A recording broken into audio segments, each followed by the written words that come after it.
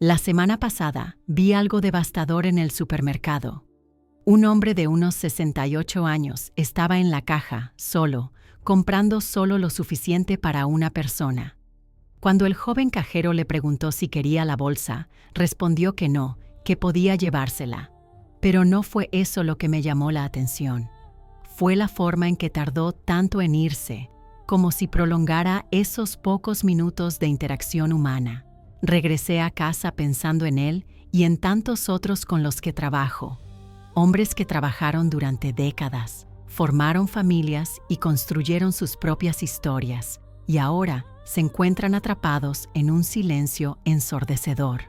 La jubilación, que debería haber sido libertad, se ha convertido en una prisión. Sus hijos adultos tienen sus propias vidas ocupadas. Sus amigos del trabajo desaparecieron en su último día de trabajo. Si tienes más de 60 años y reconoces este dolor, debes saber que hay un descubrimiento reciente sobre la soledad que puede transformar tu realidad en tan solo 72 horas. No es teoría, es ciencia aplicada que he visto funcionar incluso en los casos más difíciles de aislamiento emocional. La soledad después de los 60 no es solo tristeza. Es una epidemia silenciosa que le está quitando años de vida a millones de personas. Estudios recientes revelan que la soledad crónica acelera el envejecimiento celular más que fumar. Imagínate, cada día perdido en aislamiento no se recupera. Pero descubrí algo que pocos conocen. Existe una ventana de oportunidad neurológica específica que se abre cuando aplicamos ciertas técnicas en secuencia. El cerebro maduro, al contrario de lo que muchos creen, tiene una capacidad increíble para formar nuevas conexiones sociales cuando se estimula adecuadamente. Lo que voy a revelar aquí le funcionó a aquel hombre del supermercado, le funcionó a la viuda de 65 años que llevaba meses sin hablar con nadie, le funcionó a los hombres que creían que sus mejores días habían quedado atrás para siempre. No tienes que aceptar la soledad como un destino. No tienes que conformarte con conversaciones vacías ni fingir que todo está bien cuando por dentro solo hay un doloroso vacío. Tus años dorados aún pueden brillar de verdad. Si sientes que tus días se alargan en silencio, si tu teléfono no suena, si hablas contigo mismo más de lo debido, entonces necesitas prestar atención a lo que viene después. Porque lo que he descubierto podría ser la diferencia entre languidecer en la soledad o redescubrir la alegría de vivir. Escribe sí ahora si reconoces este dolor en tu vida y estás listo para un cambio real en 72 horas. Les cuento sobre Antonio, de 68 años, jubilado hace 3 años. Acudió a mí no por gusto, sino por la insistencia de su hija. Dijo que estaba preocupada porque su padre ya no salía de casa. No contestaba el teléfono y siempre estaba ocupado cuando intentaba visitarlo. Antonio había sido supervisor de fábrica durante 35 años. Todos los días se despertaba a las 5 de la mañana, tomaba su café negro y se dirigía a un lugar donde lo respetaban, donde sus decisiones importaban, donde decenas de personas dependían de él. Tenía un propósito, tenía una identidad. La jubilación llegó como un regalo envenenado. De repente, se acabaron los despertadores, las reuniones. Nadie lo esperaba. Los primeros meses fueron de alivio. Por fin pudo descansar. Pero el resto se convirtió en vacío. Cuando hablamos, Antonio me reveló algo devastador. Dijo que a veces pasaba días enteros sin hablar con nadie más allá del saludo formal en la puerta. Que veía la televisión solo para oír voces humanas, que inventaba excusas para ir al banco o al supermercado solo para tener alguna interacción, por superficial que fuera. Su familia interpretó su comportamiento como pereza o mal humor. El abuelo es aburrido, susurraban. Solo quiere quedarse en casa y quejarse. No entendían que tras su aparente apatía se escondía un hombre desesperado por conectar, por volver a sentirse útil, por tener a alguien que realmente quisiera escuchar lo que tenía que decir. La neurociencia de la soledad demuestra que, cuando nos aislamos durante periodos prolongados, nuestro cerebro entra en modo de supervivencia. Comenzamos a interpretar situaciones neutrales como amenazas. Una mirada extraña se convierte en desprecio. El silencio en rechazo. La mente crea un círculo vicioso donde evitamos precisamente lo que más necesitamos, la conexión humana genuina. Antonio quedó atrapado en este ciclo. Cada día que pasaba solo le dificultaba dar el primer paso hacia los demás. El orgullo masculino, forjado durante décadas de independencia, se convirtió en una barrera infranqueable. Pero entonces ocurrió algo extraordinario. En nuestra tercera conversación, le revelé a Antonio una secuencia específica de acciones que podían romper este patrón en tan solo 72 horas. No eran técnicas complicadas, no requerían una valentía sobrehumana. Eran estrategias basadas en el funcionamiento real del cerebro maduro. Su primera reacción fue de escepticismo. Doctor, a mis 68 años no voy a fingir ser alguien que no soy. Le expliqué que no se trataba de fingir en absoluto. Se trataba de despertar partes de su personalidad que simplemente estaban latentes, no muertas. Lo que ocurrió en las siguientes 72 horas me sorprendió incluso a mí. Antonio no solo salió del aislamiento, sino que redescubrió una versión de sí mismo que ni siquiera sabía que existía. La transformación fue tan notable que su propia hija me llamó para preguntarme qué le había pasado a su padre. El primer paso en la transformación de Antonio comenzó con algo que llamo mapeo activo de la memoria. Le expliqué que nuestra mente guarda miles de historias, experiencias y conocimientos que pueden servir de puente hacia nuevas conexiones. Pero cuando nos aislamos, olvidamos estos tesoros internos. Le pedí a Antonio que hiciera un ejercicio sencillo. En su primera mañana debía escribir 5 situaciones de su vida profesional en las que hubiera ayudado a alguien a resolver un problema. No tenía que ser nada heroico, solo momentos en los que su conocimiento marcó la diferencia en la vida de otra persona. Al principio se resistió. ¿Qué sentido tiene esto ahora, doctor? Ese tiempo ya pasó. Pero insistí en que lo intentara. El cerebro maduro necesita reconectar con su propia competencia antes de buscar la validación externa. El primer día, Antonio solo enumeró 2 situaciones. El segundo logró 5. El tercero llenó 2 páginas enteras. Estaba redescubriendo que poseía un arsenal de valiosas experiencias y conocimientos prácticos que podían interesar y ayudar a otros. La segunda técnica fue lo que llamé ventanas de oportunidad social. Le expliqué a Antonio que la soledad nos hace creer que no hay momentos apropiados para iniciar conversaciones, pero esta es una ilusión creada por el aislamiento. Le pedí que identificara 3 lugares que frecuentaba habitualmente: el banco, el supermercado y la farmacia, y que observara los patrones de movimiento de la gente. No para juzgar ni criticar, sino para comprender cuándo las personas eran más receptivas a una interacción breve y genuina. Antonio descubrió que en la farmacia, sobre todo los jueves por la mañana, otras personas de su edad hacían fila con tiempo y entusiasmo. En el supermercado, notó que algunas personas mayores, como él, hacían compras pequeñas y frecuentes, buscando claramente algo más que productos. La tercera técnica fue revolucionaria. La llamé experiencia en acción. Antonio tenía 35 años de experiencia resolviendo problemas industriales, gestionando personal y optimizando procesos. Este conocimiento no se desvaneció con la jubilación. Le sugerí que se permitiera ofrecer ayuda genuina cuando notara que alguien tenía dificultades en situaciones donde su experiencia pudiera ser útil. No de forma intrusiva, sino observando las oportunidades naturales.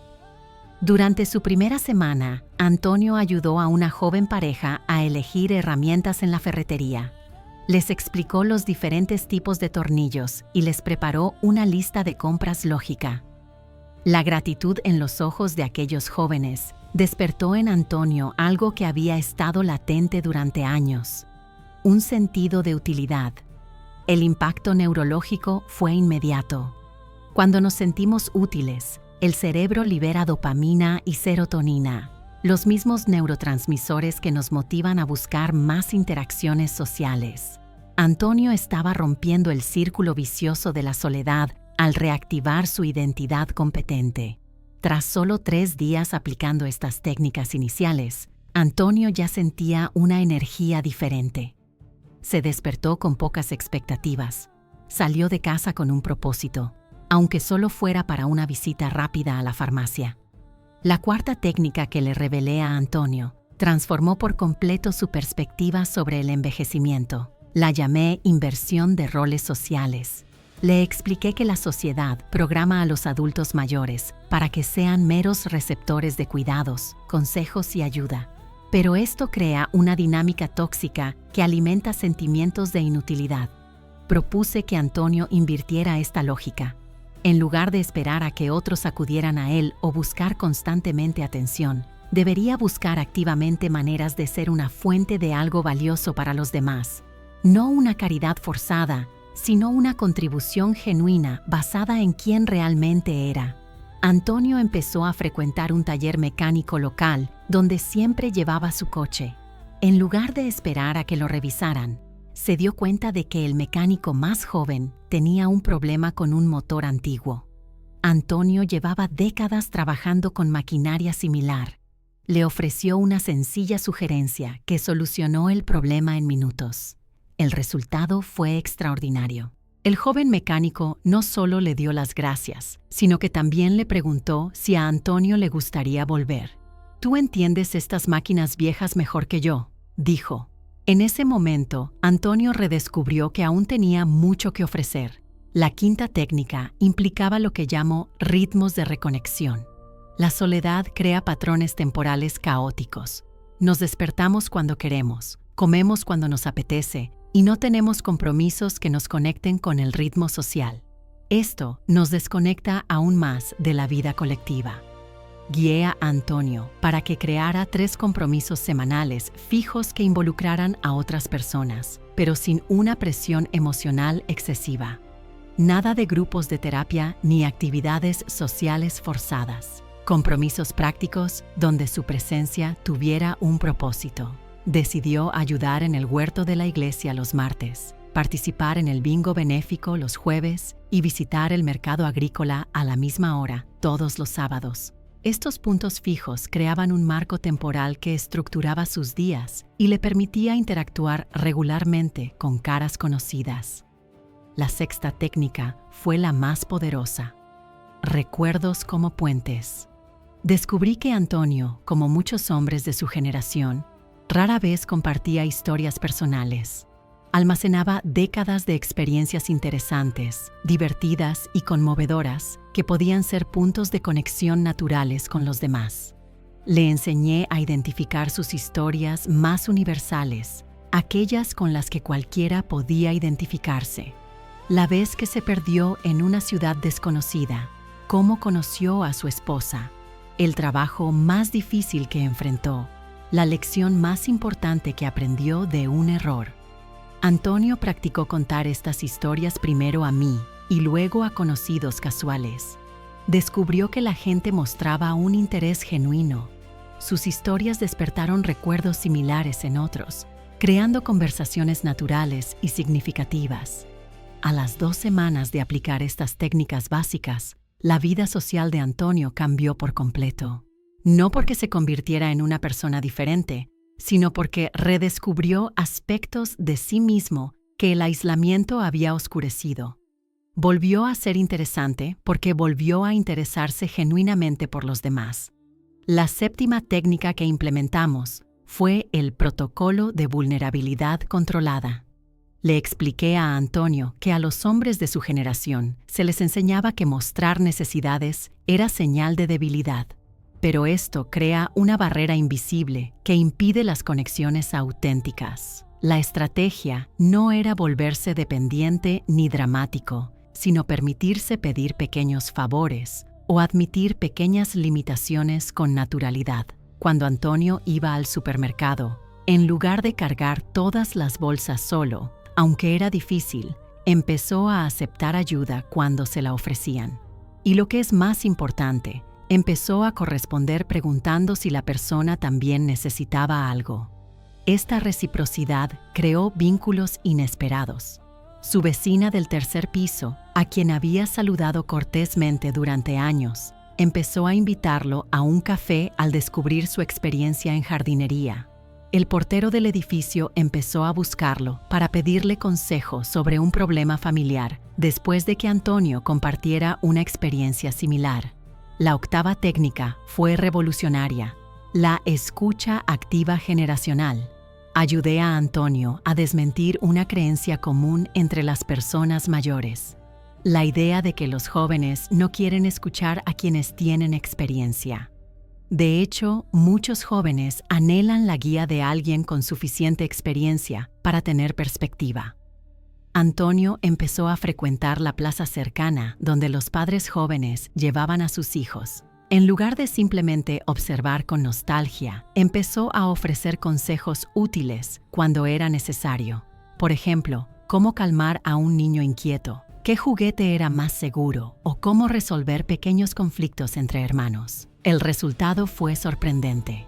Estos jóvenes padres, estresados e inseguros, vieron en Antonio una fuente de sabiduría práctica, no consejos teóricos, sino soluciones probadas por la experiencia. Algunos comenzaron a buscarlo regularmente para tener conversaciones que beneficiaron a ambas partes. La novena y última técnica fue legado en ciernes.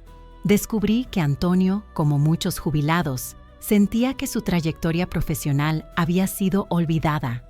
35 años de trabajo parecían no haber dejado huella. Le propuse que documentara no solo lo que hacía, sino también cómo lo hacía. Los trucos que aprendió, los errores que evitó, las soluciones creativas que desarrolló.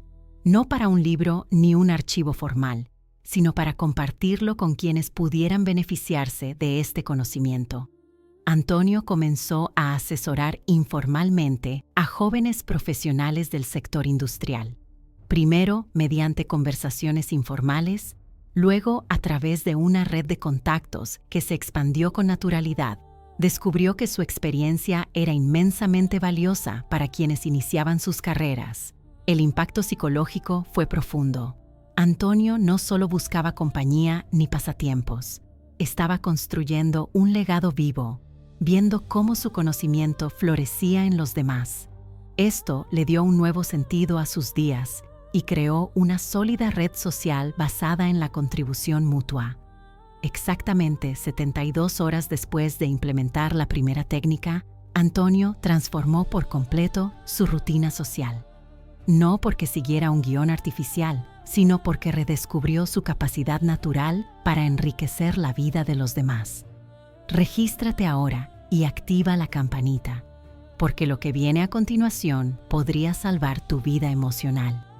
3 meses después de la transformación de Antonio, recibí una llamada inesperada.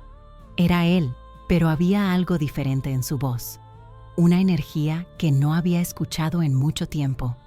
Doctor, necesito decirle algo que le interesará a sus otros pacientes. Antonio había descubierto algo que la neurociencia ya sospechaba, pero que pocos aplican en la práctica. Cuando los hombres maduros encuentran un propósito a través de la contribución social, se produce una reorganización específica en la corteza prefrontal. Las áreas responsables de la motivación y la planificación, que suelen perder actividad durante la jubilación, vuelven a funcionar con la intensidad de la juventud. ¿Recuerdas a ese joven mecánico que mencioné? Me invitó a ser asesor informal del taller. No es trabajo, es una colaboración. Yo ayudo con los motores viejos. Él me enseña sobre tecnología moderna. Es increíble cómo mi mente volvió a funcionar cuando encontré un lugar donde podía ser realmente útil. Pero el descubrimiento más importante de Antonio fue el tiempo. Durante 3 años de jubilación, los días se me hicieron eternos. Ahora, con los mismos compromisos sociales que hemos creado, el tiempo vuela. No porque esté demasiado ocupado, sino porque estoy realmente comprometido. La ciencia lo confirma. Estudios recientes demuestran que el cerebro de las personas socialmente activas, mayores de 60 años, tiene una densidad neuronal similar a la de individuos 10 años más jóvenes. No se trata solo de sentirse mejor, es literalmente un rejuvenecimiento cognitivo. Antonio también reveló un efecto inesperado. Mi relación con mi familia ha cambiado por completo. Antes, cuando me visitaban, siempre me quejaba, hablaba de enfermedades y recordaba problemas. Ahora tengo cosas interesantes que contarles, proyectos en marcha. He conocido gente nueva. La hija de Antonio confirmó este cambio cuando hablamos.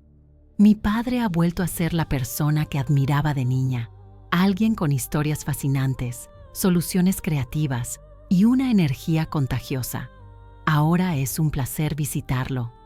Ese es el verdadero poder de estas técnicas. No solo combaten la soledad superficialmente, reactivan tu esencia, esas cualidades que han atraído a otros a tu compañía a lo largo de tu vida. Comparte esto ahora con alguien que necesite escucharlo hoy.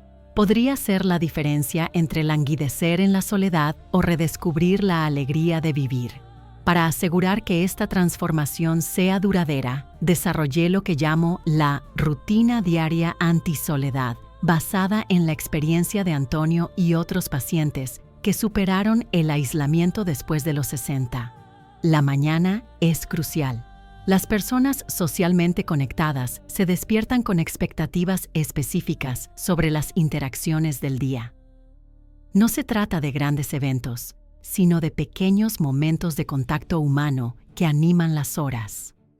Antonio se ha acostumbrado a despertarse y repasar mentalmente a 3 personas con las que podría hablar ese día, aunque sea brevemente. El desayuno se convirtió en un momento para la planificación social. Mientras saboreaba su café negro, Antonio eligió una de las técnicas que aplicaría. El lunes era el día para ofrecer ayuda práctica. El martes para compartir una historia. El miércoles para hacer una pregunta sincera sobre la vida de alguien. Por la tarde implementamos el protocolo de presencia intencional. En lugar de salir de casa solo por necesidad, Antonio empezó a salir con intención social. Cada visita al banco, al supermercado o a la farmacia incluía la posibilidad de una conversación significativa, no forzada, sino abierta. La estrategia funcionó porque eliminó la presión artificial de hacer amigos. Antonio simplemente se convirtió en una persona más interesante. Alguien que ofrecía un valor genuino a través de su conocimiento, experiencia o simplemente una atención genuina. El final de la tarde se convirtió en un momento de reflexión constructiva. Antonio anotó brevemente las interacciones positivas del día. No fue un diario dramático, sino anotaciones sencillas. Ayudé a María con la cuenta bancaria. Hablé con João sobre la jubilación. Le conté a Ana sobre la reforma de la casa. Estas grabaciones cumplieron 2 importantes propósitos neurológicos. Primero, reforzaron los recuerdos positivos relacionados con la conexión social. Segundo, crearon una base de datos personal de relaciones en desarrollo. Para las crisis emocionales, creamos un plan de emergencia social. En los días en que la tristeza o la nostalgia pesaban sobre él, Antonio tenía una lista de acciones específicas: llamar a alguien con una excusa útil, visitar un lugar donde seguro se encontraría con caras conocidas o realizar una tarea que beneficiara a alguien. El elemento más poderoso fue la participación familiar indirecta. En lugar de quejarse de estar lejos de sus hijos, Antonio empezó a ser alguien interesante a quien visitar. Siempre tenía proyectos en marcha, gente nueva que presentar, historias interesantes que contar. La hija de Antonio empezó a visitarlo con más frecuencia, no por obligación, sino por genuina curiosidad por las novedades en la vida de su padre. Esto creó un ciclo positivo en el que la familia se unió de forma natural. También implementamos horarios de disponibilidad social. Antonio estableció periodos específicos en los que estaba abierto a interacciones espontáneas. Se sentaba en un banco del parque, paseaba por el barrio o simplemente pasaba el rato en el vestíbulo de su edificio. No esperaba nada específico, solo estar disponible para las conexiones que surgieran de forma natural. Déjame saber cuál de estas estrategias te gustaría probar primero para que pueda ver cómo puedo ayudar a más personas como tú. 6 meses después, me reencontré con Antonio en una situación que jamás olvidaré. Estaba en el mismo supermercado donde lo vi por primera vez, solo en la fila, pero esta vez todo era diferente. Antonio conversó animadamente con la dependienta sobre una receta que su madre intentaba preparar. Le ofreció consejos basados en su experiencia con su esposa. Intercambiaron información de contacto para poder enviar por mensaje de texto los ingredientes correctos. La joven sonrió con sinceridad, no con la cortesía forzada del servicio al cliente, sino con sincera gratitud. Al salir, saludó a 3 personas distintas: el guardia de seguridad, una mujer que había conocido en la farmacia y una joven pareja a la que había ayudado con consejos de jardinería. Cada interacción fue natural, fluida y llena de afecto mutuo. «Doctor», me dijo al verme, «descubrí que nunca estuve realmente solo. Simplemente estaba desconectado de mí mismo». Cuando volví a ser yo mismo, la gente se acercó a mí de forma natural. La transformación de Antonio no fue milagrosa, fue científica. Aplicamos técnicas basadas en el funcionamiento real del cerebro humano. Cómo se manifiesta la necesidad de propósito después de los 60. Cómo la contribución social activa centros neurológicos fundamentales para el bienestar. Cada una de las 9 técnicas que he revelado aborda diferentes aspectos de la reconexión humana. No son trucos ni manipulaciones. Son maneras de eliminar las barreras artificiales que el aislamiento crea entre tú y las personas que naturalmente se beneficiarían de tu presencia. Si has llegado hasta aquí, es porque reconoces en ti mismo o en alguien cercano las señales de soledad que consumían a Antonio. La buena noticia es que nunca es tarde para implementar estos cambios. El cerebro mantiene su plasticidad a lo largo de la vida, especialmente en lo que respecta a las conexiones sociales.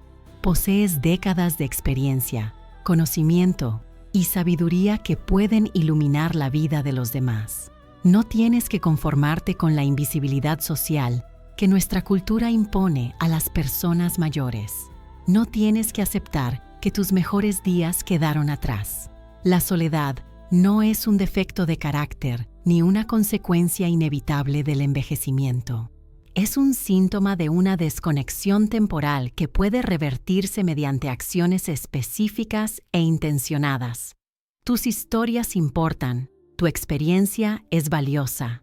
Tu empresa puede ser una fuente de alegría y aprendizaje para personas de todas las edades. El primer paso es reconocer esto en ti mismo. 3 cosas antes de irte. Primero, si este video te conmovió, dale a me gusta. Segundo, suscríbete porque cada semana comparto maneras de aliviar la soledad después de los 60. Tercero, mira el siguiente video que aparece en pantalla, donde revelo el error matutino que empeora la tristeza sin que te des cuenta.